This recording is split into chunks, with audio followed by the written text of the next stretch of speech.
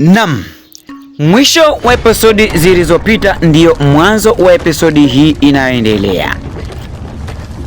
Sasa hivi tupo katika sehemu mzuri, sehemu ya 7 ya Subrat Mahaba, mwanamke wa kijini anasumbua sana wanadamu.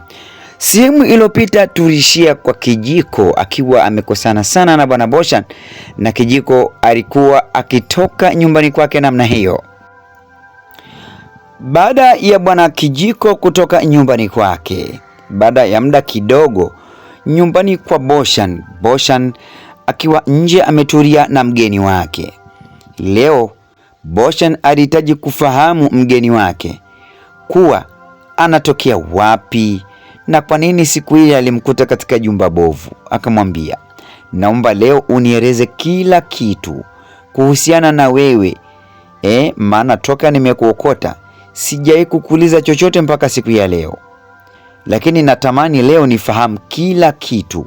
Natamani uwe free sana dada yangu, na useme ukweli wote kuhusiana na kukukuta katika jumba lile, maana si kawaida kwa mwanamke mzuri kama wewe kukukuta katika jumba bovu kama lile. Basi mwanamke aliendelea kumsikiliza Boshan akamwambia, unajua mimi ni mtu mchekeshaji sana. Mara nyingi watu huwa hunizoea kwa uchekeshaji wangu huu, na mara kadhaa watu hunipenda kwa ucheshi wangu. Unajua nina viswaga zangu fulani hivi ambavyo wachumba wazuri kama nyie wanakuwa wananipenda wenyewe. Unajua dadangu. Okay, lakini ukiachana na hayo, naomba tu leo ueleze ule ukweli kabisa ili niweze kukusaidia, maana mke wangu hakupendi kabisa. Naomba uwe free dadangu na useme chochote kile ambacho wewe kimekukuta. Basi mwanadada akamwambia, kakangu, hivi unahitaji kufahamu kweli kilichonikuta? Akamwambia, nahitaji nijue kweli. Kwani unajua ni utani hiki ninachozungumzia? Mwanadada alitabasamu akamwambia, hata kama utasema mimi nitafunga mdomo wangu, wala sitamwambia yoyote kwamba labda ulibakwa ama ulifanyaje dadangu. Basi mwanadada alinyamaza. Dakika chache baadaye simu ya Boshan iliita. Basi alitazama mifukoni mwake kuona simu inaita katika upande gani. Kweli simu yake iliita. Aliposoma aliona jina ni Muhindi Mweusi au Muhindistan. Akamwambia, huyo ni shemeji yangu anaitwa Muhindistan na sasa hivi ananipigia. Ngoja nipokee simu yake alafu nimsikilize anasemaje. Baada hapo tuendelee na mazungumzo yetu. Halo, shemeji yangu Muhindistan, mambo vipi?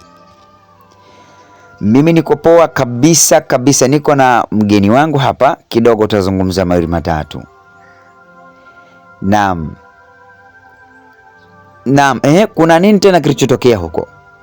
Boshan alishangaa kidogo, naye mwanadada aliendelea kumtazama Boshan akiwa anashangaa maneno hayo.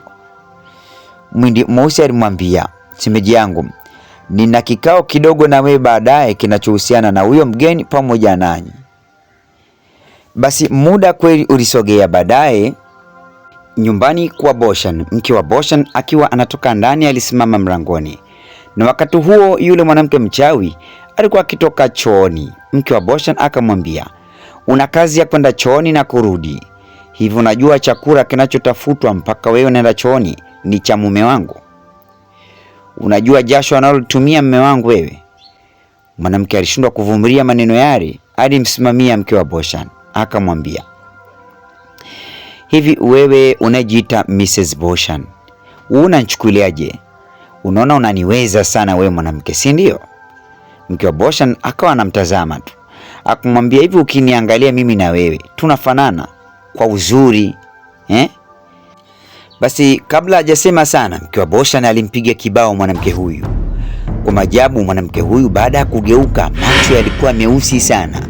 Akamwambia, nimekutia kibao tu unalialia, ningekutia migumi. Mwanamke aligeuka kwa sura ya kufura sana. Na baadaye Boshan alikuwa amekaa nyuma ya nyumba yao akiwa na mke wake. Hapa leo walikuwa wakizungumza mawili matatu. Boshan alikuwa anamfurahisha mke wake akimwambia, mke wangu, leo nimejaribu kumuita mwanamke yule na kumhoji mawili matatu, lakini wakati wanazungumza mwanamke huyu alitokea kimiujiza pembeni yao akiwasikiliza. Boshan akamwambia mkewe, Unajua mke wangu, jana nilijaribu kumuuliza huyu mgeni wetu, naye alikuwa akiendelea kusikiliza. Nikamwambia, hivi kwa nini nilikukuta katika jumba bovu kama lile?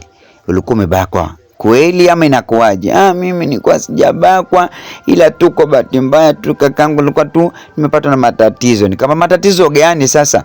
Sasa hii nyumba sio nyumba ambayo ya kusaidia watu ambao wana matatizo. Kwa sababu kwanza mke wangu hapendi wewe uwepo sana katika nyumba hii.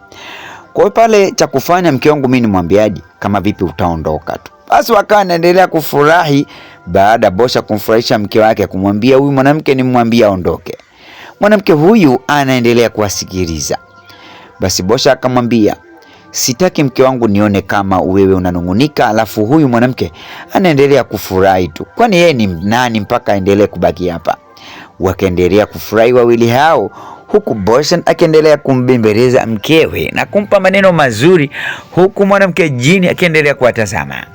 Basi hapo ukawa ni mwisho wa episodi yetu mzuri, episodi ya 7. Mimi naitwa DJ Raxy. Usikose kunifuatilia katika mitandao ya kijamii kama YouTube, Facebook, Instagram pamoja na TikTok. Naitwa Lugos TV.